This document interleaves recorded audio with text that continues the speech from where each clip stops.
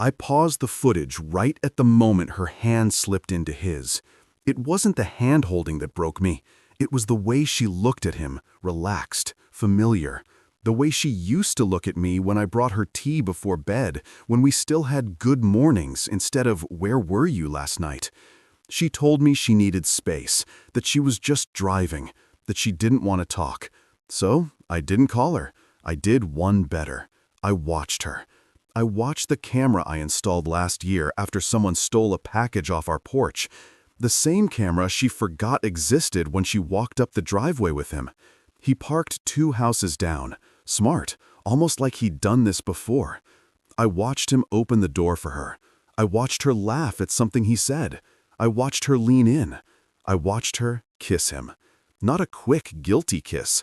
One of those slow, head-tilting, "I've missed this" kind of kisses. And all I could think was, I made her lasagna today from scratch. She told me this morning she loved me. She kissed me before work. She said, "Let's do something this weekend. Just us." Just us. I kept watching. At 6 hours, 39 minutes, and 41 seconds, he grabbed her waist. At 6 hours, 39 minutes, and 52 seconds, she reached into her purse. At 6 hours, 40 minutes, and 10 seconds, she handed him something. A key. My key. Not a spare, not a copy. My actual house key. The one with the orange Home Depot tag I dropped under the car seat last week. The one I hadn't been able to find since. They laughed. Then she looked straight into the camera. I swear to God she looked straight into the lens and smiled. I don't think it was a mistake.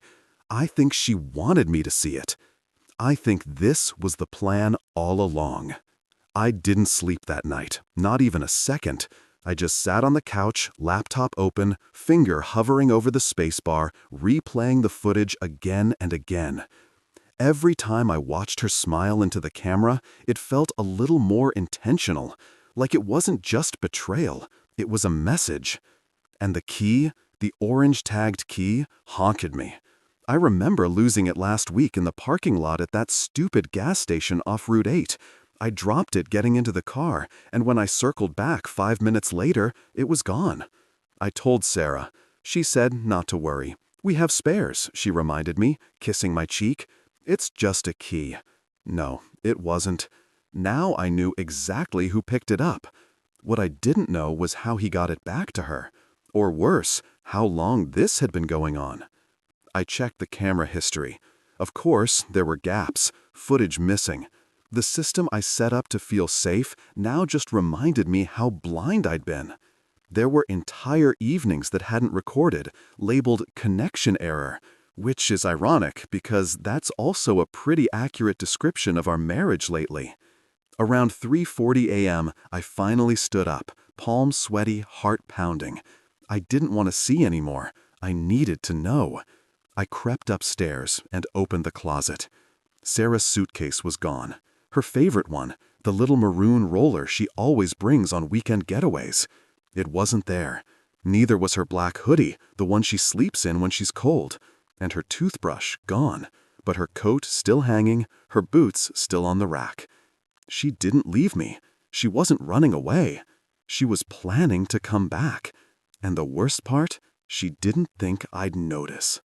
That was the moment it all snapped. Not in a movie-style rage blackout kind of way. No, this was quieter, emptier. I sat back on the edge of our bed in the half-dark and realized I wasn't angry. I was nothing.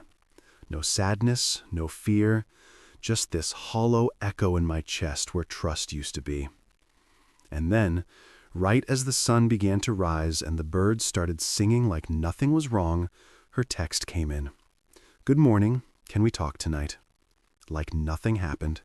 Like she hadn't just handed my key to another man and smiled while doing it. So I waited and I started planning. Not revenge, I'm not that guy. But I was done pretending I was blind. If she wanted to talk, she would get her wish. But I wouldn't be the one asking the questions. I didn't answer her text. I didn't even open it. I wanted her to wonder if I'd seen it. I wanted her to be unsure about what I knew. And for the first time in weeks, maybe months, that imbalance of power, the one I hadn't even realized had shifted, tilted ever so slightly back in my favor. All day, I moved like a ghost.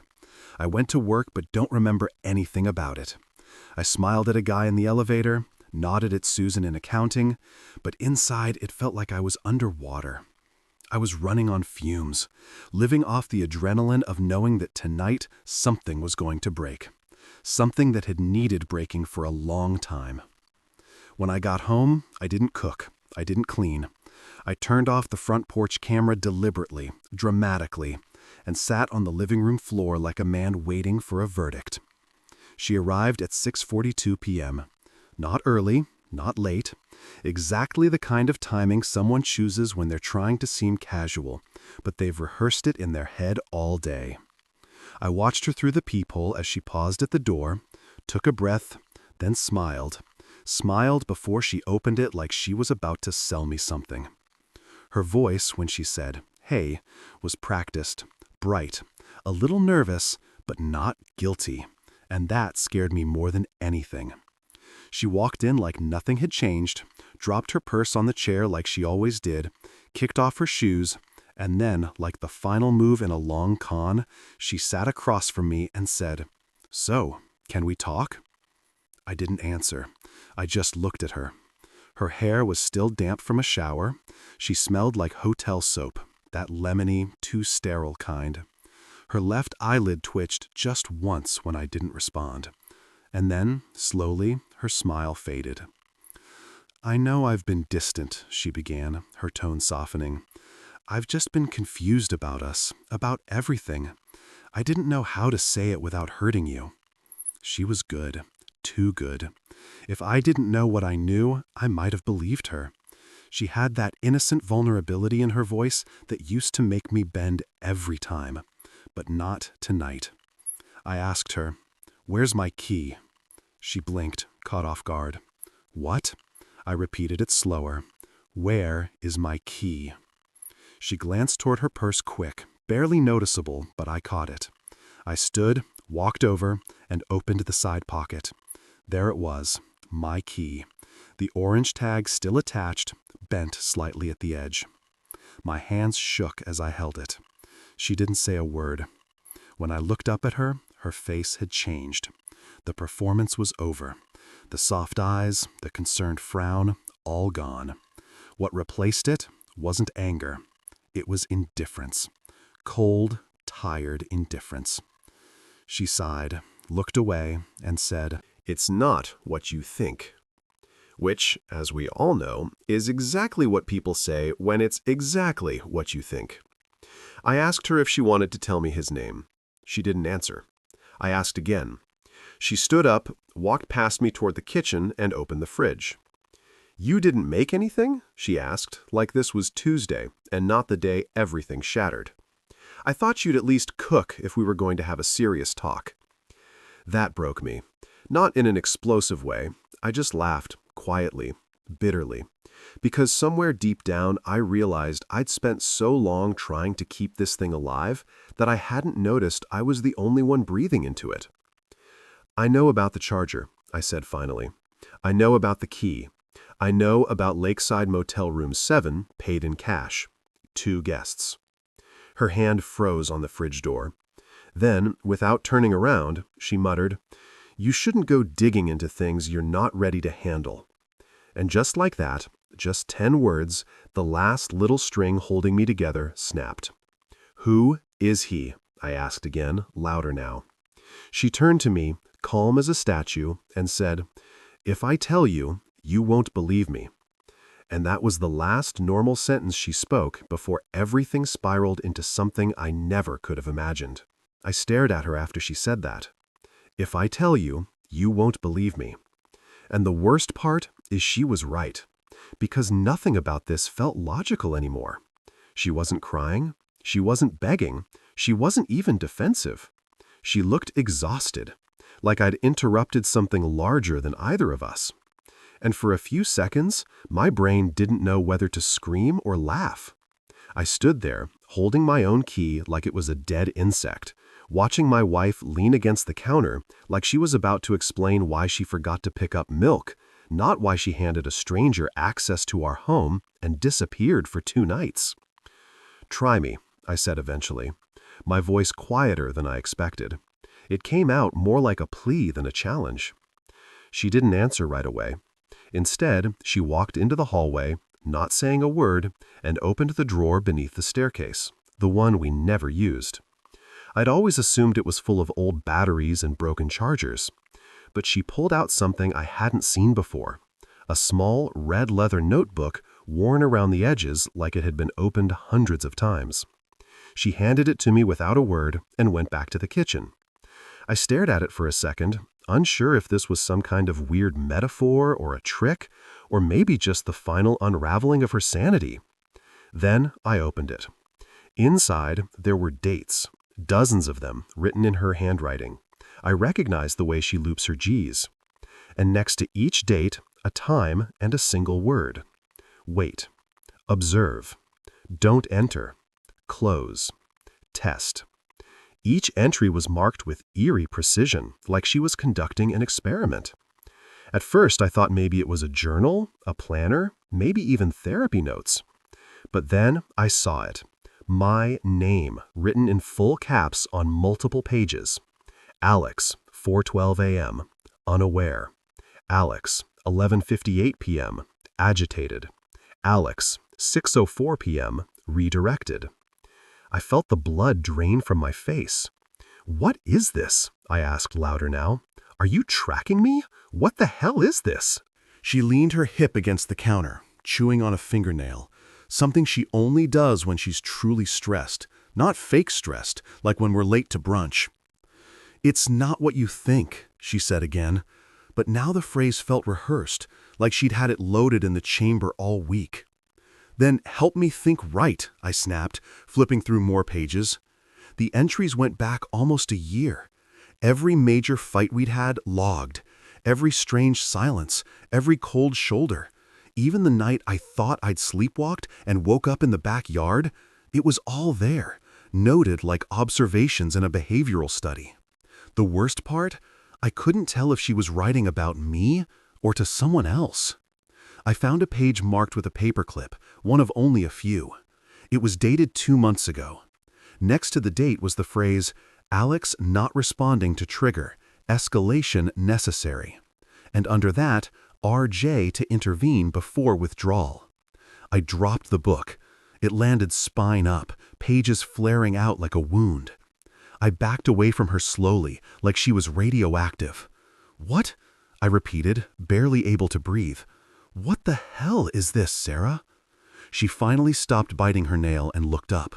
Her eyes were darker than I remembered. Not tired, not angry, just unreadable, like a mask had dropped, and I was finally seeing her face without it. "You weren't supposed to find that yet," she said softly. "I thought I had more time." More time for what? To see if you'd wake up on your own. The silence after that was unbearable. A ringing filled my ears, the kind that makes you wonder if something's wrong with your brain. I could feel the floor beneath me, but nothing else. "Wake up from what?" I asked, almost begging. "What are you talking about?" But she didn't answer. She just walked over to her purse, pulled out her phone, and placed it face down on the table beside the red notebook. Then she looked me dead in the eye and said, "I need you to remember something. Something from last July, before the nightmare started, before the key went missing, before you noticed the man in the charger. Do you remember the cabin?" And just like that, I felt my stomach twist, because I did remember the cabin, but I remembered going there alone. The word cabin hit me like a punch to the chest. I hadn't thought about that place in months, maybe on purpose. Maybe because every time I tried to recall it clearly, something inside me recoiled. It was a solo trip. I was sure of it. I'd booked it after one of our worst fights, a screaming match about something stupid, something I couldn't even remember now. I told Sarah I needed to unplug. That was the word I used, unplug. She didn't argue. In fact, she seemed oddly relieved when I said it, like she'd been waiting for me to break. I remember packing light. I remember the long, foggy drive through pine country. I remember the cabin being small, barely furnished, with a fireplace that smoked even when it wasn't lit. I remember feeling watched, but I was alone. I know I was alone. Except, now that she said it, there was this itch at the back of my mind, like I'd left a browser tab open too long and forgot what it was.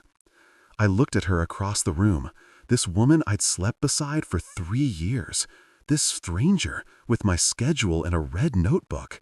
And I said, "You weren't there." It came out more like a question than a statement. She didn't smile, didn't deny it.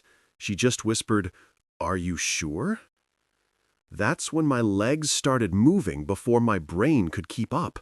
I stormed past her, grabbed the fireproof box we kept under the bed, the one with passports, receipts, old phones, and started digging through it until I found the disposable Kodak camera I'd taken to the cabin. I brought it because I thought it would be aesthetic, her word, not mine, to take photos the old-school way. I'd never developed the film. I don't know why. It had sat there for months, forgotten, like so many things. She didn't stop me as I grabbed my keys and drove to the 1-hour photo place 2 towns over. The entire time, I couldn't stop glancing in the rearview mirror, half expecting to see that black Dodge Charger tailing me again, but the roads were empty. It was already dark when I handed the camera to the disinterested teenager behind the counter. He told me to come back in 40 minutes. I walked the parking lot like a caged animal, heart thudding, mouth dry. I didn't know what I was expecting. Maybe nothing. Maybe everything. When I finally got the photos back, my hands shook as I flipped through them. Most were exactly what I remembered. Crooked pictures of trees, foggy landscapes, a squirrel on a stump. But near the end of the roll, 3 photos in a row, something was wrong. The first showed the cabin porch at night, not taken from inside, but from outside, as if someone else had taken my camera and used it. The second showed the living room where I'd spent most of the nights drinking cheap scotch and trying to forget why I went there. Only in the photo, I was asleep on the couch. The angle was high, too high, like it was taken from the corner where the ceiling meets the wall. There was no place in that cabin where a person could stand to get that angle. And the third photo? God. The third photo showed the window, just the window. And in the reflection, barely visible, was a man, not me. Bigger, broader, face blurred from motion, like he'd turned just as the flash went off. But one detail was unmistakable. He was wearing a hoodie, black, with a logo I'd seen before, a patch on the sleeve, shaped like a wolf's head. That same logo had been on a duffel bag I saw in our garage last week, one Sarah claimed belonged to her cousin. I hadn't thought twice about it then. Now, it felt like a smoking gun. I drove home in silence, clutching the photos like they might dissolve if I loosened my grip. When I walked into the house, she was waiting at the kitchen table, arms crossed, red notebook still open beside her. She didn't ask what I'd found. She just looked at me with a mixture of sadness and something else. Pity, maybe? "You're not crazy, Alex," she said, as if I'd accused her of it. "You were never crazy, but you were chosen, and I don't know how much longer I can keep shielding you." Chosen? I laughed, not because it was funny, but because that was the last word I expected to hear from the woman I once trusted with my deepest secrets. Chosen for what? She stood up slowly, walked to the living room window, and pulled the curtain back just a few inches. The charger was there, engine off, lights off, but unmistakably the same one. She didn't say anything for a moment. Then she whispered, "If you want to survive this, you need to stop looking for the truth. You need to forget the cabin." But I couldn't, because something told me that place wasn't just where it started, it was where I ended. I didn't sleep again. But this time, it wasn't because of rage or confusion. It was fear, a new kind. Not the fear of being betrayed. I'd made my peace with that. No, this was something deeper, something more primal. Like my mind was whispering that I was getting too close to something I wasn't supposed to understand. After she told me to forget the cabin, Sarah had gone silent. She didn't try to explain herself. She didn't cry, didn't shout. She just curled up on the couch, fully dressed, and stared at the wall like she was waiting for something. Not like someone hiding, like someone preparing. That silence, it unnerved me more than any lie she could have told. By 4 a.m., I couldn't take it anymore. I went to the garage, turned on the old laptop I hadn't touched in months, the one I used to bring on work trips, and started digging. I had no plan, no target. I just needed something that made sense. I didn't expect to find anything useful, but I did. Buried in a folder labeled Tax Docs 2020, a folder I never created, was a video file. No title, no date, just a string of numbers. It was 37 minutes long. I hesitated, then hit play. The footage was grainy, low light, static at the start, but when the image came into focus, I saw something that made me feel sick in a way I didn't have a word for. It was me sitting at the kitchen table, talking only. I wasn't alone. Someone sat across from me, but their face was just out of frame. I couldn't tell who it was. Maybe I didn't want to know. I watched myself lean forward, arms on the table, voice quiet. My eyes in the video looked sunken, dead behind the stare. "I'm not sure how much longer I can hold the loop," I said. "He's starting to resist. Last night, he asked about the man in the window again." I paused the video, rewound, played it again. That was my voice, my mannerisms, my tone, but I had no memory of saying those words. What the hell did I mean by hold the loop? Who was I talking about when I said he? Or was I the one being observed, tracked, altered? I skipped ahead. At minute 22, the camera shifted slightly. The person across from me, still unseen, placed something on the table, a photograph. My face in the video stiffened when I saw it. Then I whispered, "He's not ready. He still believes it was a vacation." I skipped to the very end. The last 5 seconds showed only the table, empty chairs. Then a shadow passed across the screen, massive, hulking, like someone brushing too close to the lens. And just before the video cut to black, I heard myself say one more sentence. "Make sure he doesn't find the hatch." I slammed the laptop shut. It felt like my skin didn't fit right on my bones anymore. My pulse was in my throat. My hands shook. I didn't understand any of it. And yet, deep inside, something told me I'd known. Maybe not consciously, but some part of me had always known. I walked back inside the house. Sarah was still on the couch, but she was sitting up now, awake, alert, like she'd heard everything. "You found it," she said, without emotion. Not a question, a statement. I didn't answer. She stood, walked to the hallway closet and opened the door, moved a few boxes, reached in, pressed something behind a stack of winter coats.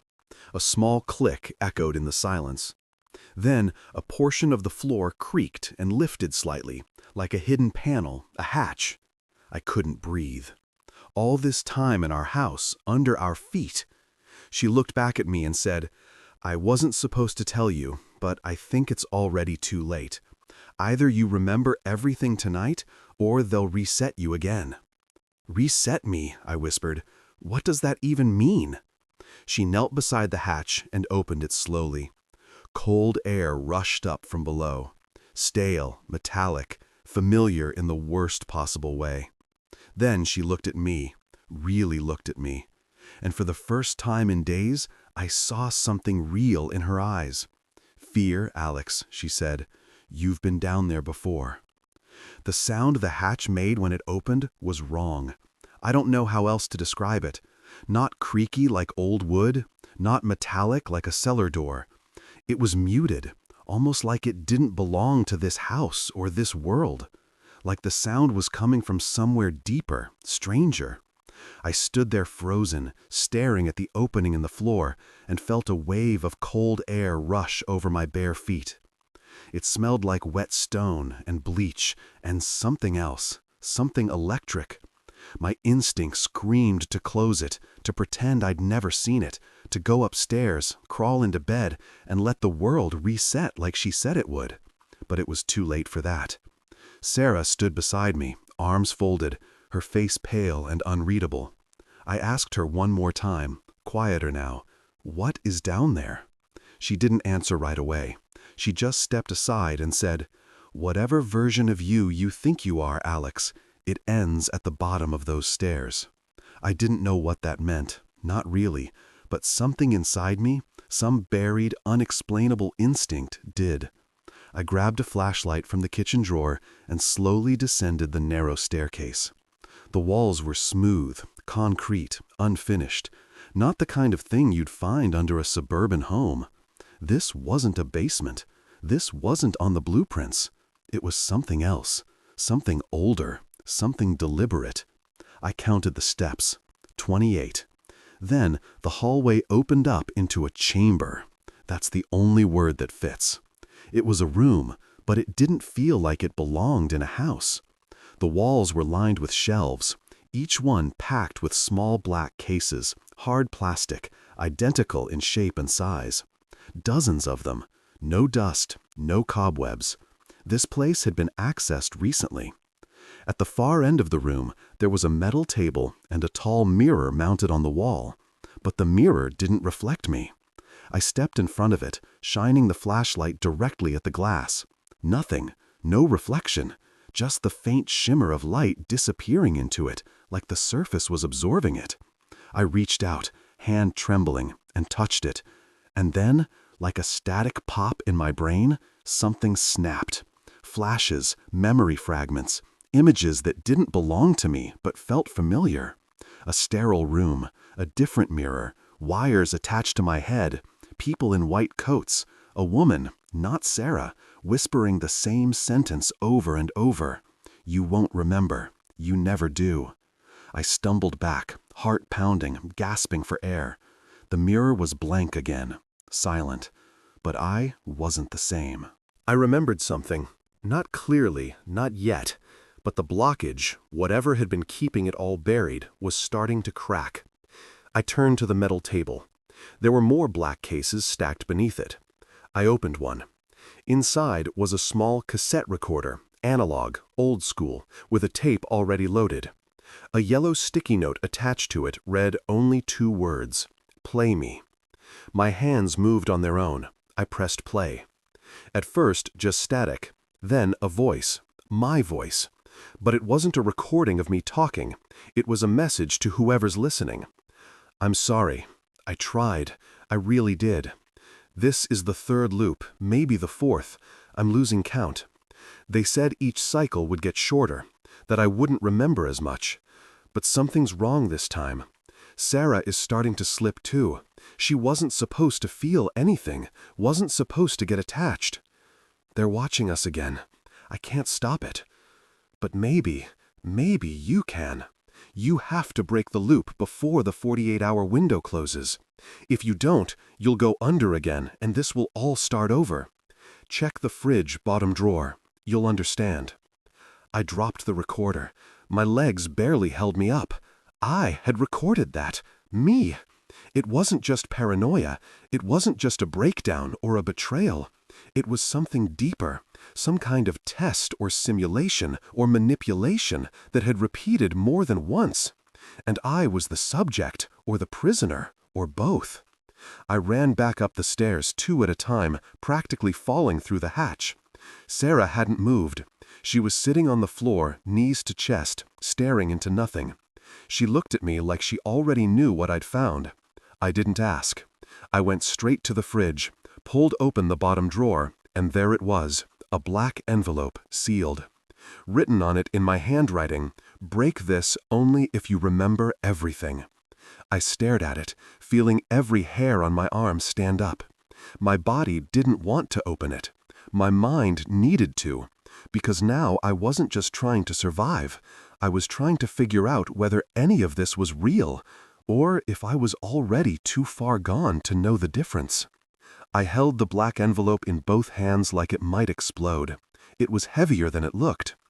The seal wasn't wax or tape. It was magnetic, like the kind used on medical packaging. As soon as I touched it, something clicked inside me. Not memory, recognition, like my body knew something my mind still hadn't fully processed. Sarah didn't speak. She just watched me from the floor, eyes red, but not from crying.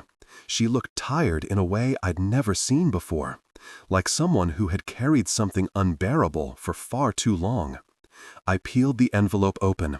Inside, there were only 2 items, a folded letter and a small metallic disc about the size of a coin with my initials etched into it. I opened the letter slowly, the paper crisp and unnaturally clean. No date, no signature, but again, my handwriting, my voice. "Alex, if you're reading this, it means the loop cracked and your cognition rebooted without external intervention. That's good. That means you're finally adapting. You were never crazy. You were part of a trial, a containment algorithm embedded in behavioral environments. They called it the mirror room. You volunteered. You signed the waiver. But none of that matters now. This is your final loop. The system is shutting down. Your memory will stabilize. You will be free. Keep the disc close for the next 12 hours. Don't try to report this. Don't go to anyone. Just wait. At sunrise, your real life will come back. You'll remember it all. Your real name, your real wife, your actual home. Sarah. She wasn't a handler. She wasn't assigned.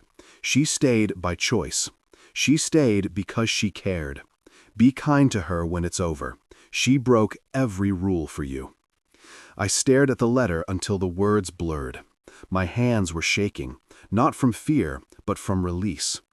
All the suspicion, the paranoia, the pain, none of it had been madness. It had been a system, a trial, and somehow I had made it through. I looked over at Sarah, and for the first time in what felt like years, I saw her clearly. Not the deceiver I imagined, not the puzzle I couldn't solve. Just a woman who had stepped into something terrifying and stayed for reasons that had nothing to do with duty. She stood up slowly, walked over to me. I didn't flinch. "I tried to warn them," she said softly. "Tried to tell them you were waking up faster each time. They thought the loop would hold, but it's breaking down now. They can't reset you anymore. It's over, Alex." "What happens now?" I asked. She smiled, really smiled for the first time in a long time. "Now we wait for the world to come back." We sat on the porch together, wrapped in blankets, watching the stars thin out over the rooftops. I held the disc in my hand, warm now from the skin contact, pulsing faintly like a heartbeat. For hours, we didn't speak. There was nothing left to say. No questions that needed urgent answers. Just silence. But not the fearful kind, the peaceful kind. The kind you only get after surviving something you can't explain. As dawn broke, a thin mist rolled over the neighborhood. Birds began to sing, soft at first, then louder, as if even they knew something had changed. And just as the sun crested over the horizon, something inside me shifted. A pressure released, a fog lifted, and suddenly I remembered everything. My real name, my real home, the day I signed up for the program, the reasons why, the losses I had wanted to forget, the grief I had begged them to erase. And I remembered her, the real her, Sarah, not a stranger, not a handler, my wife, in every life, every loop, every version. She had followed me into that simulation, knowing the cost, knowing she'd lose herself to keep me from being alone. Tears filled my eyes, but this time they weren't from fear. They were from clarity.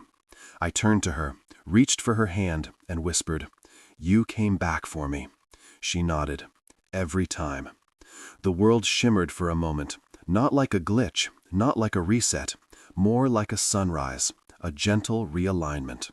The veil lifted, and we were home.